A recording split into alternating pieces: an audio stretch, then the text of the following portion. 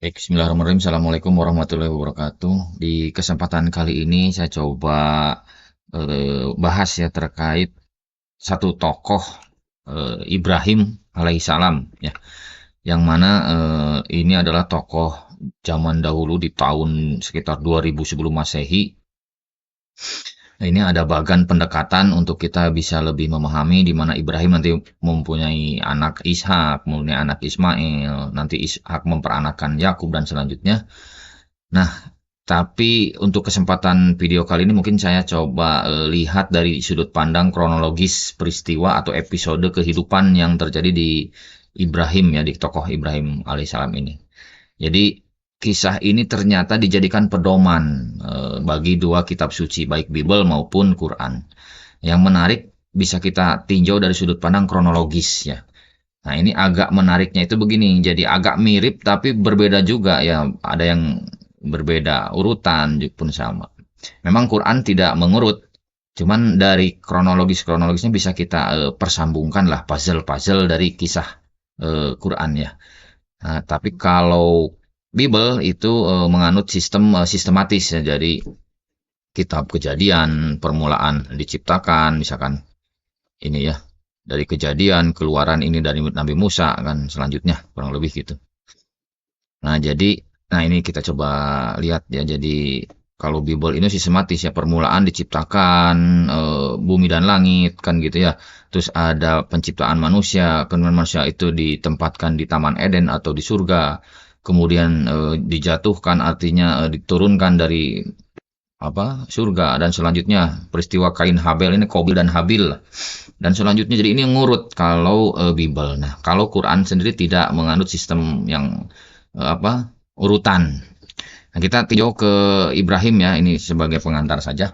Jadi kalau kronologisnya ini Ibrahim ini dimulai dari membicarakan tentang keturunan Terah ya, di mana Ibrahim adalah keturunan Terah menurut versi Bible. Kemudian lanjut nanti Abraham dipanggil oleh Allah kan gitu ya. Kemudian Abraham ini masuk ke negeri Mesir ya. Nanti kita lihat peristiwa dengan raja ya.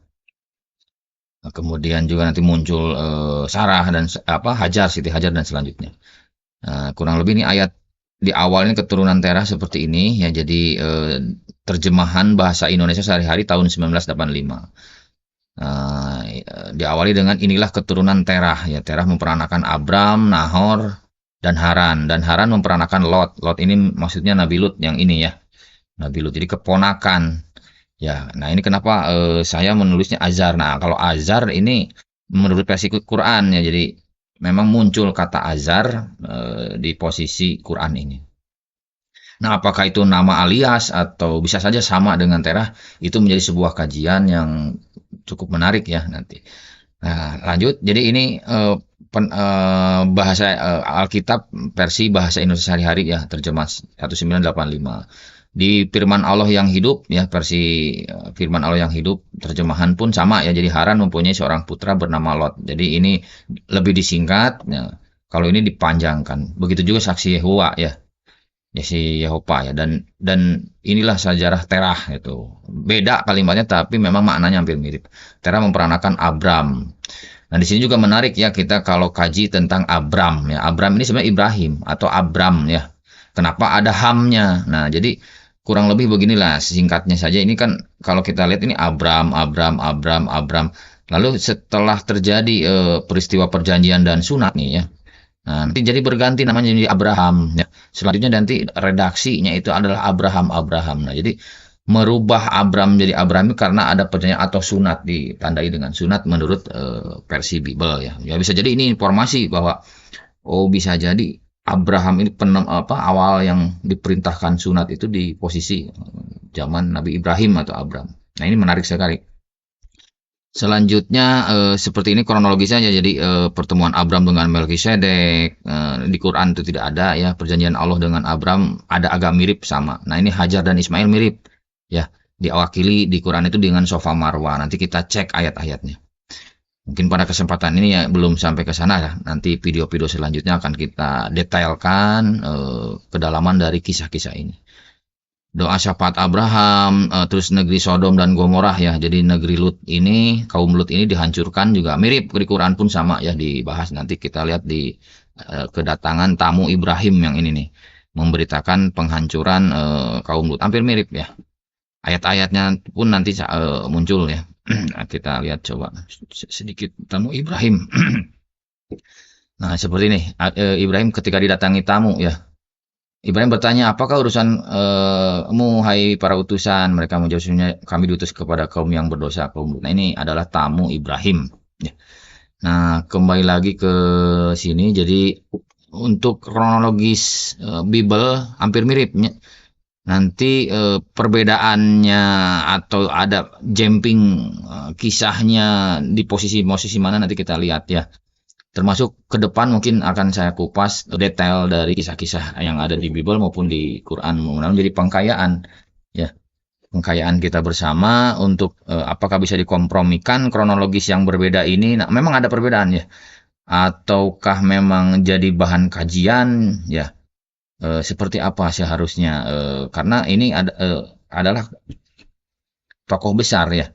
Bagi Bible pun sama, bagi yang mempercayai Bible ya. Ini harus jika tidak mendoakan Nabi Ibrahim itu dienyahkan, nanti ada ayatnya.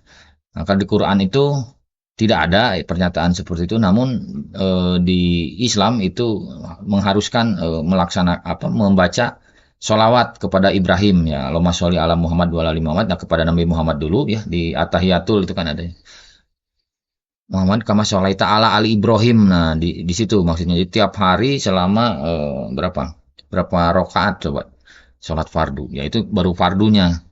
Nah, lanjut mungkin untuk apa nih?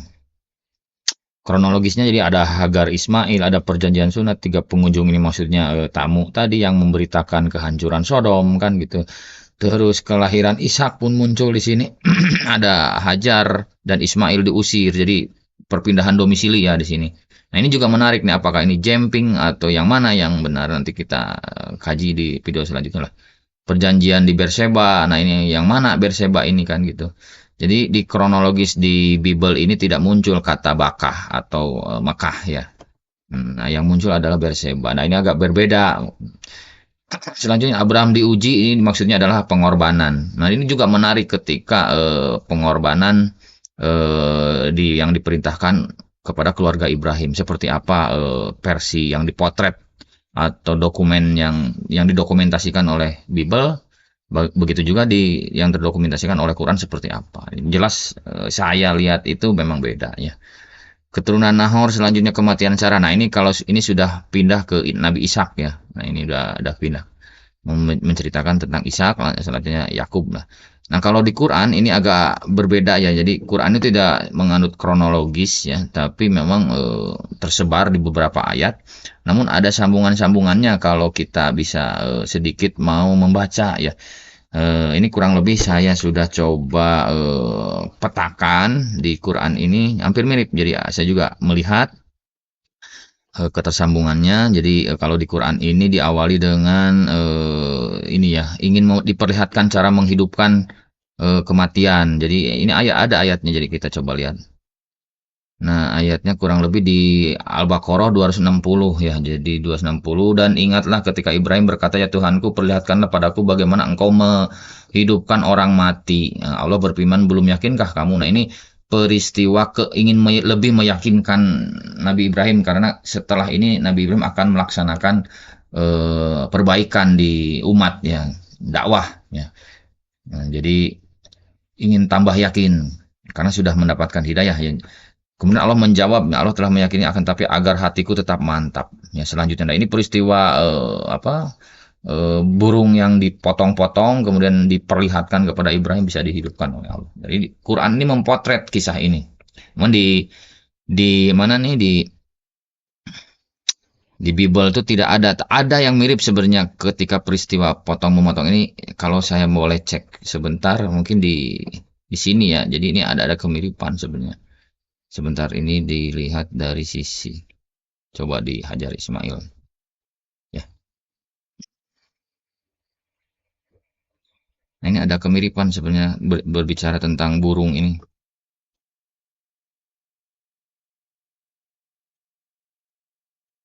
Bentar, berarti di yang di atasnya ya.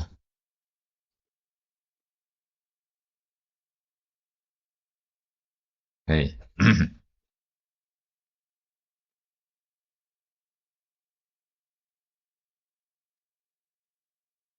Nah, nah ini nih, diambilnya semua itu dipotong dua. Nah ini, firman Allah, ambillah bagiku seekor lembu betina, oke, seekor kambing betina, oke, dan seekor domba jantan, berumur 3, seekor burung, nah di sini, tekukur dan seorang burung merpati, diambillah semuanya kemudian dipotong dua, diletakkan baginya bagian itu satu samping yang lain, tapi burung-burung itu tidak dipotong dua. Namun peristiwa ini kurang nyambung kalau dilihat, kalau yang Quran ini menekankan apa, ingin memperlihatkan keyakinan kepada Ibrahim bahwa Allah itu maha menghidupkan, ya.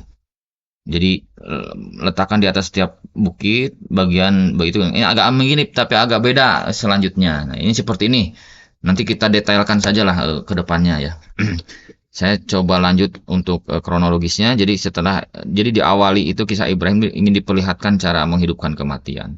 Selanjutnya ini setelah yakin Nabi Ibrahim melakukan dakwah, karena di Quran itu sangat dikaji ya, bahwa ayahnya ini tidak seorang yang musyrik ya, menyembah berhala, bahkan si pembuat patung juga, sehingga melakukan dakwah yang memang banyak ayatnya ya. Jadi kekufuran ayah diperlihatkan, ayatnya berapa, terus doa kepada ayah. Ternyata doa kepada ayah pun juga akhirnya dilarang, pun ada apa namanya, diperintahkan ya untuk dilarang mendoakan. Coba kita lihat.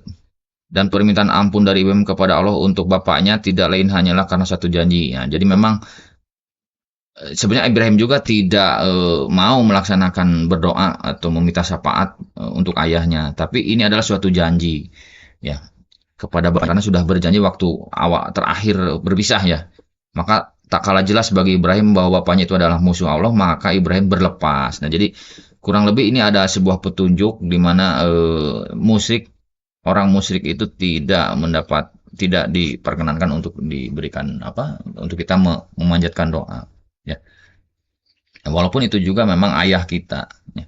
Nah, selanjutnya ini berdebat dengan kaumnya ya tadi, setelah mendoakan berdakwah kepada ayah, kepada kaumnya, terus mengecam berhala. Ini ada peristiwa juga nanti, terus dari berhala ini kemudian si penguasanya ini Namrud, yaitu apa namanya, murka gitu ya, terus melakukan pembakaran ya, dibakar. Namun di Bible ini tidak muncul ya. Ketika berbicara kronologis arkeologis ya, ini ditemukan kota Ur itu bahasa apa, kuno ya, yang artinya pembakaran. Kalau kata Urnya sendiri di Bible itu ada ya, tapi ketika dilihat di sini kisah Ibrahim dibakar itu tidak ada. Nah, ini seperti hal inilah. Jadi ini bisa jadi mungkin kita sama-sama ada mengisi kekosongan kisah-kisah ini ya, kisah-kisah ini. Adapun nanti ada perbedaan yang 180 derajat, nah kita itu jadi bahan kajian. Kurang lebih gitulah. Ini berdakwah kepada kaumnya, mengecam berhala ya, selamat, terus memisahkan diri memang. Nah, di sini posisi memisahkan diri itu artinya Ibrahim pindah dari Sumeria ya ke Kanaan, ke Palestina. Terus negeri ini Allah itu musnahkan ya. Mungkin berganti kepemimpinan kota Ur itu ya, atau penguasaan Namrud. Diberi seorang putra. Nah, di sini mulai Nabi Ibrahim ini diberikan seorang putra pertama, kemudian terjadi peristiwa Siti Hajar dan Ismail, nanti dipotret. Tidak ada kalimat Siti Hajar, memang cuman ada peristiwa Sofa dan Marwah ya. Jadi Sofa Marwah ini jelas ini adalah peristiwa mana kita coba lihat. Sofa dan Marwah ini adalah peristiwa bolak-balik Siti Hajar, ini adalah menceritakan Siti Hajar ya. Terus doa permohonan untuk keturunan yang ditinggalkan. Jadi memang Ibrahim dan Hajar ini ditinggalkan di lembah Baka ya. Baka itu sekarang jadi Makkah. Terus doa permohonan untuk keturunan ditinggalkan, perintah penyembelihan. Nah, di sini ada ujian pengorbanan. Kemudian Ibrahim dipuji, nanti muncul ada peristiwa tamu Ibrahim. Nah, mirip ya. Jadi 3 pengunjung ini tamunya ini. diberikan anugerah tambahan putra kedua, ya nanti mungkin muncul Ishak ya. Dan selanjutnya kurang lebih itu nanti mungkin di video-video selanjutnya kita akan coba bahas ya. Mudah-mudahan ada umur yang Allah berikan lebih manfaat gitu ya. Insya Allah ini dalam konteks lebih mempermudah sehingga tertarik untuk sama-sama mencintai ya. Dari buah dari sini kita tambah ingin membaca. Jadi ingin memperdalam karena memang ini adalah alat lah gitu ya, alat untuk sama-sama kita ingin membaca pedoman atau petunjuk kitab suci. Itu saja mungkin video kali ini, saya cuma sekian. Assalamualaikum warahmatullahi wabarakatuh.